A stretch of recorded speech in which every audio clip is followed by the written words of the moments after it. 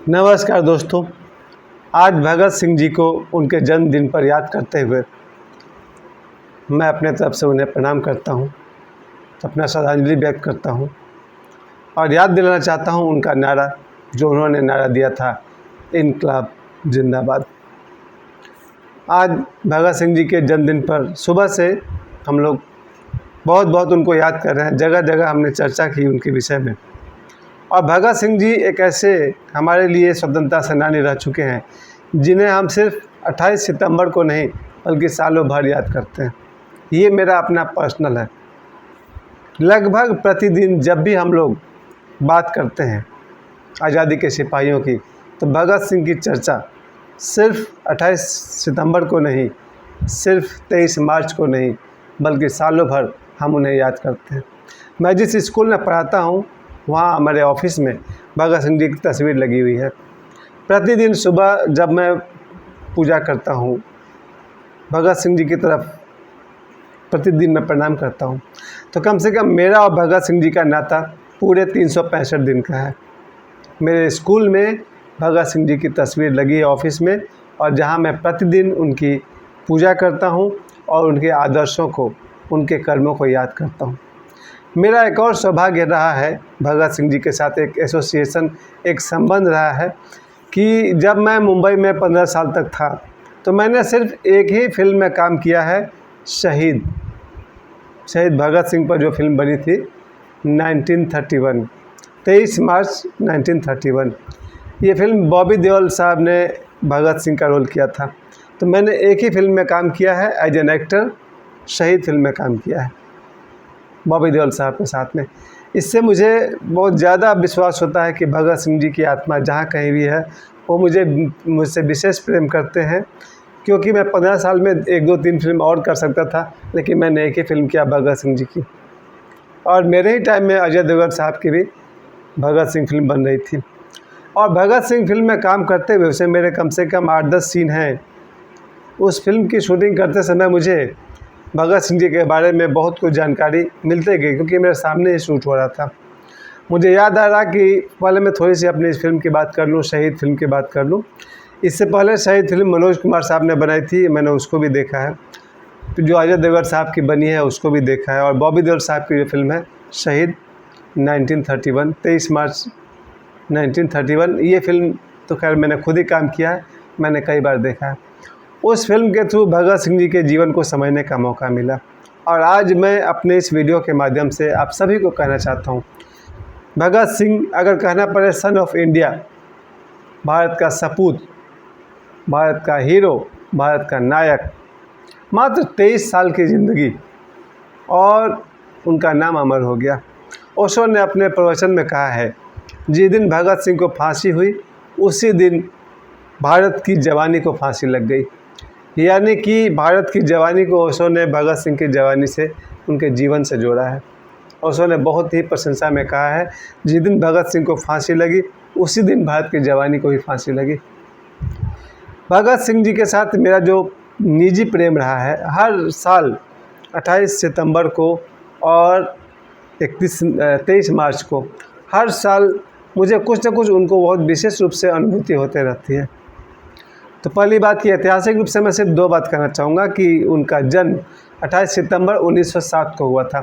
28 सितंबर 1907, 28 सितंबर 1907 को भगत सिंह जी का जन्म हुआ था और 23 मार्च 1931 को उनको फांसी दे दी गई। कितना साल का जीवन है, 1907 से लेकर के 1931 तक, मात्र 23 साल, 24 साल उन्होंने पूरे भी नहीं किए थे। एक 23 साल का नौजवान इस देश को अपना जीवन का कुर्बानी दे गए। आज मैं कहना चाहता हूँ कि जिस समय भगत सिंह जी का जो समय था, उस समय भारत के लोग अधिकतर अंग्रेज़ के गुलाम थे, कुछ अंग्रेज़ के चमचे थे, और अगर किसी ने अंग्रेज़ का खुलकर विरोध किया तो उनमें से एक थे भगत सिंह जी। भगत सिंह जी चंद्रशेखर आज़ाद के साथ में थे, उनके साथ और भी कई साथी थे। वो जो 3 लोग जब कटघरे में खड़े होते हैं और राजगुरु साथ में थे। तो उस तरह से भगत सिंह जी के बारे में मैं फिर से याद दिलाना चाहता हूँ। उस ज़माने में 1931 में जब भगत सिंह जी को फांसी हुई थी, उस ज़माने में जो स्ट्रगल उन्होंने किया देश की आज़ादी के लिए, एक तरफ जहां महात्मा गांधी जी का आंदोलन चल रहा था अहिंसा पूर्वक, बिना किसी मार काट के, बिना किसी हथियार के, महात्मा गांधी अपनी तरफ से देश को आज़ाद करने के लिए प्रयास कर रहे थे।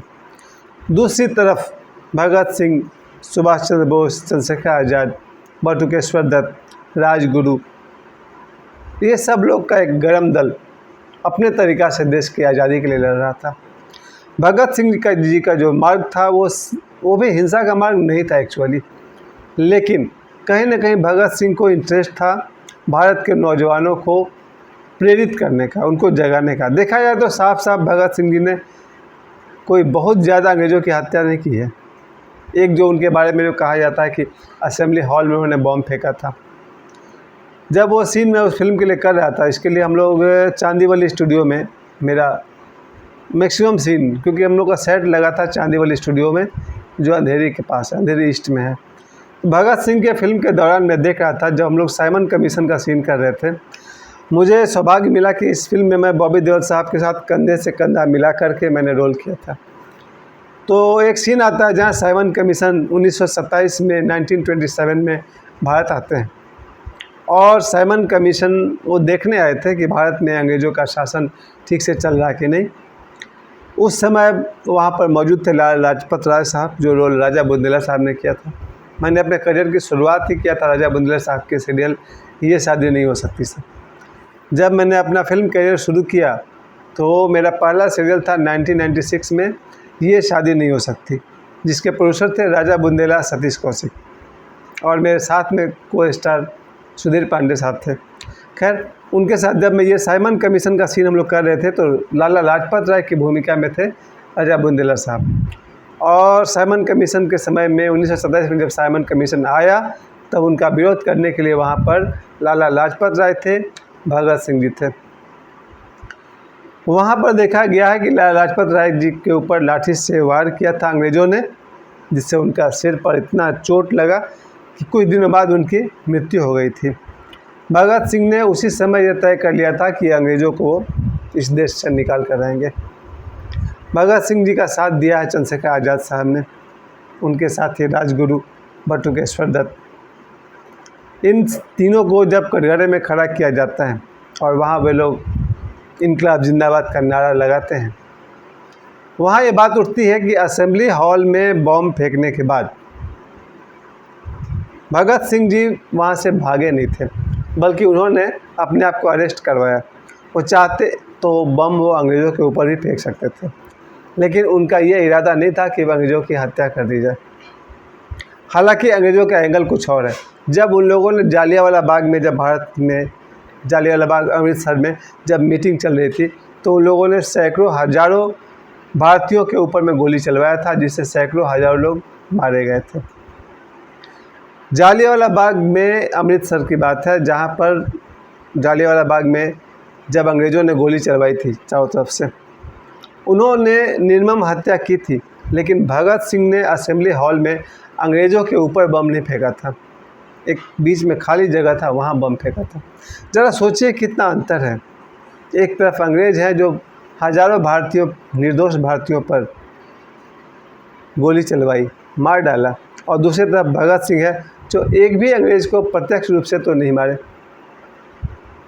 खैर, और वहाँ पर असेंबली में बम फेंकने के बाद जब वो नहीं भागे, इस बात को उन्होंने कोर्ट में रखा था कि मैं वहाँ से भाग सकता था, लेकिन उनका उद्देश्य कुछ और था। उन्होंने अपने आप को गिरफ्तार करवाया। भगत सिंह जी का असली इंटेंशन क्या था? वास्तविक इरादा उनका यही था कि भारत के नौजवान जगें, इस गुलामी के प्रति सजग रहें, उन्हें दिखाई पड़ जाए कि हमारा देश गुलाम है, हमारे ऊपर अंग्रेज़ों का शासन चल रहा है, अंग्रेज़ अपने ढंग से हमें चला रहे हैं और हमारे देश का धन को लूट कर अपने देश में ले जा रहे हैं। अंग्रेज़ी शासन का यही तो बात है। वो हमारे देश से सोना, चांदी, पेड़ और बहुत सारे कीमती संपत्ति जहाज़ में भर भर करके यहाँ से ले जाते थे और भारत के लोगों को अपने ढंग से गुलाम की ज़िंदगी जीने पर विवश करते थे। इसी के प्रति सचेत करने के लिए भगत सिंह जी ने असेंबली हॉल में बम फेंकने के बाद अपने आप को अरेस्ट करवाया। उन्होंने कोई ख़ास उनकी इच्छा नहीं थी कि उनको फांसी न हो। जब उनको फांसी की सज़ा सुनाई गई वो अपने जेल में थे। उनको किताबें पढ़ने का बहुत शौक़ था, लिखने का भी शौक़ था। वो पत्र भी लिखते थे, किताबें भी पढ़ते थे। जिस दिन उनको फांसी की तारीख में उनको दिया गया था, अचानक अंग्रेज़ों को ऐसा लगा कि अगर भगत सिंह को फांसी हम देते हैं, उसी दिन तो इतना सारा भीड़ लग सकता है जेल के बाहर, बगावत हो सकती है कि बहुत मुश्किल हो जाएगा भगत सिंह को फांसी लगाना। दूसरी तरफ भगत सिंह खुद ये चाहते थे कि देश के नौजवान जगे, अगर उन्हें अपने जान की बलि भी देनी पड़े और उसके कीमत पर भी भारत के नौजवान अगर जगते हैं, अंग्रेज़ों का विरोध करते हैं, तो उनकी तपस्या सफल हुई। तो अंग्रेज़ों ने चाल चली कि जिस दिन भगत सिंह को फांसी लगना था उसके एक दिन पहले ही अचानक उन लोगों ने इन तीनों को फांसी दे दिया। इस बात से पूरे भारतवासियों को या जो वहाँ के लोग थे उनको पता नहीं था।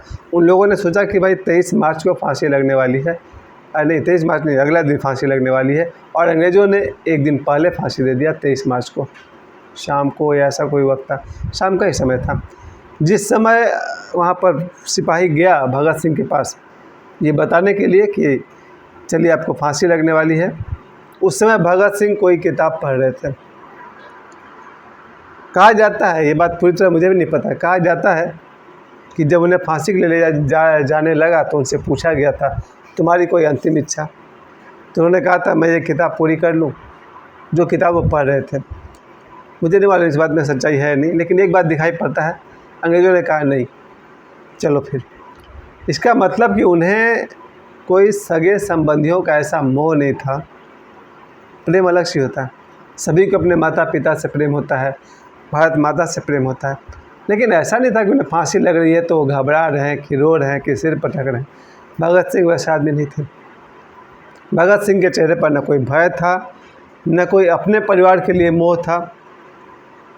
अपने परिवार से प्रेम था, भारत माता से प्रेम था, देश से प्रेम था। खैर, जब भगत सिंह जी को फांसी के लिए आवाज़ दिया गया, तैयार हो गए। उन्हें जब फांसी दी जा रही थी, एक शाम पहले उनको फांसी दे दी गई और ऐसी जानकारी के मुताबिक उन्हें रातों रात दफना भी दिया गया। कहने का मतलब दाह संस्कार भी कर दिया गया। अगले दिन शहर में ये बात फैली कि तीनों को फांसी दे दी गई है। भगत सिंह जी थे, राजगुरु थे, बटुकेश्वर दत्त थे। मुझसे कोई गलती हो तो थोड़ा ध्यान दीजिएगा, अगर मैं कुछ गलत बोलूँ तो कृपया मुझे कमेंट्स में बता दीजिएगा, क्योंकि ऐतिहासिक बात है। ऐतिहासिक बात आज हम लोग जो भी सूचना प्राप्त है उसके आधार पर ही बोल पाते हैं, कोई आज की बात तो है नहीं। लगभग 100 साल हो गए इस बात को, लगभग। खैर, तो इन तीनों को फांसी देने के बाद अगले दिन जब इनकी माता जी इनसे मिलने पहुंची थी, उससे पहले भी माँ मिलने आई थी, तो उन्होंने अपने माँ से मिलते समय यही कहा था कि एक माँ तो आप हैं, एक भारत हमारी माँ है। और एक बात उनके बारे में विशेष था कि भगत सिंह जी की सगाई हो चुकी थी, यानी उनकी शादी होने वाली थी, और भगत सिंह जी ने सगाई की परवाह किए बिना उन्होंने देशभक्ति का मार्ग चुना। स्वतंत्रता की लड़ाई में वो इतने डूब गए हैं कि उनका कोई पारिवारिक जीवन का उनको ध्यान ही नहीं रहा। उनके लिए भारत माता, भारत की सेवा, वही सब कुछ होकर रह गया था। गर्व है ऐसे पुत्र पर। भगत सिंह जी की माता जी अपने बेटे पर उन्हें बहुत गर्व रहा होगा कि ऐसा सपूत है जो इस देश के लिए, जिसके प्राण इस देश के लिए काम आए। मैं एक बार फिर से कहना चाहता हूँ, आज के दिन 28 सितंबर उनके जन्मदिन के अवसर पर मेरा निजी श्रद्धांजलि प्रतिदिन उनके लिए है। प्रतिदिन मैं उन्हें आदर और नमन करता हूँ, और मेरा सौभाग्य है कि मेरे स्कूल में ही उनकी तस्वीर लगी हुई है, जिसकी मैं रोज़ सुबह पूजा करता हूँ। लेकिन असली पूजा तो वही होती है ना, कि हम सब अपने देश के लिए जो बन पड़े वो करें। आज मानता हूँ कि हमारा देश अंग्रेज़ों का गुलाम नहीं है, तो क्या हमारा अपने देश के लिए कोई भी कर्तव्य नहीं है? जब देश गुलाम था तब भगत सिंह जी के लिए ये लक्ष्य था कि देश को आज़ाद करना है। आज जब देश स्वतंत्र है तो आज का लक्ष्य कुछ और होना चाहिए। मेरे अपने हिसाब से जब तक भारत के 140 करोड़ जनता भरपेट भोजन न करे तब तक हम आज़ाद कहाँ हैं। हमारा ये कर्तव्य है चाहे किसान बनकर, चाहे डॉक्टर बनकर, किसी न किसी तरह से सबसे पहले देश से गरीबी को ख़त्म किया जाए। आज का उद्देश्य बदल चुका है। उस समय आज़ादी से पहले उद्देश्य था कि देश को आज़ाद किया जाए। आज का उद्देश्य होना चाहिए कि देश को गरीबी से और भूखमरी से आज़ाद किया जाए। आज भी मुझे लगता है 140 करोड़ में 10% लोग बहुत ही बुरी तरह गरीब हैं, जिनके पास खाने को रोटी नहीं है, पहनने को कपड़ा नहीं है, रहने को घर नहीं है। आज हमारा देश के प्रति एक कर्तव्य है कि सबसे पहले गरीबी को ख़त्म किया जाए, सबसे पहले भूखमरी को ख़त्म किया जाए, और दोनों को एक बात में कहूँ तो कहूँगा कि देश से बेरोज़गारी ख़त्म की जाए। अगर देश का नौजवान लगभग अगर 1/4 करते हैं तो हमारे देश में 30-40 करोड़ नौजवान तो ज़रूर हैं। बच्चे हैं 30-40 करोड़, बूढ़े हैं, नौजवान भी तो हैं। लगभग 50 करोड़ नौजवान हैं जिन्हें रोज़गार की ज़रूरत है। लगभग सभी नौजवान को रोज़गार मिले, यही मेरा सपना है। आज मैं भगत सिंह जी के जन्म दिवस पर मैं सभी से कहना चाहता हूँ, हमारे देश से गरीबी मिटे, ये हमारा प्रयास होना चाहिए। भूखमरी मिटे, ये हमारा प्रयास होना चाहिए। और देश से बेरोज़गारी समाप्त हो, हर नौजवान के हाथ में कोई ना कोई रोज़गार हो, नौकरी हो, बिजनेस हो, कुछ भी हो। तब हमारा देश, जो भगत सिंह जी ने जो कुर्बानी दी थी, वो सफल होगी। माना कि आज देश हमारा गुलाम नहीं है, लेकिन हमारे देश के इन समस्याओं को कम से कम 3 समस्या, गरीबी, भूखमरी और बेरोज़गारी, ये समाप्त हो। इसी आशा के साथ मैं फिर से वचन देना चाहता हूँ, हमसे जो बन पड़ेगा हम इस देश के लिए करते हैं। अभी मैं एक टीचर हूँ, बच्चों को पढ़ाता हूँ, मुझसे और जो कुछ भी बन पड़ेगा मैं वो भी करूँगा। यूट्यूब के माध्यम से मैं अपने विचार प्रतिदिन शाम को 15 मिनट के आसपास मैं अपने विचार आपके सामने रखता हूँ। कल जो मैंने वीडियो बनाया था उसको अब तक 180 लोगों ने देखा, 180, बहुत बड़ी बात है। मैंने कल भी कहा था कि अगर मुझे 20 लोग भी देख से सुनते हैं तो मैं आगे भी बोलता रहूँगा, क्योंकि मुझे 200 लोगों ने देखा। इसलिए मैंने आज ये फिर आप लोगों के सामने बात रखी। भगत सिंह जी को मेरी तरफ से बहुत बहुत श्रद्धांजलि, प्रणाम, और अंत में फिर कहूँगा, इनकलाब जिंदाबाद। धन्यवाद।